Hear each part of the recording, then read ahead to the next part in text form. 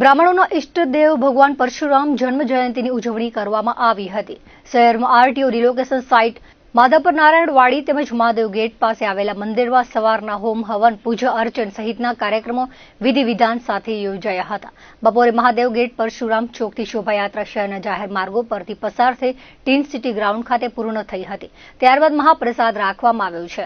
કાર્યક્રમનું આયોજન ભુજ તાલુકાના સમસ્ત બ્રહ્મ સમાજ યુવા પાંખ દ્વારા કરવામાં આવ્યું હતું। બ્રાહ્મણોના આરાધ્ય ઇષ્ટદેવ ભગવાન શ્રી પરશુરામજી દાદાનો જન્મોત્સવ છે।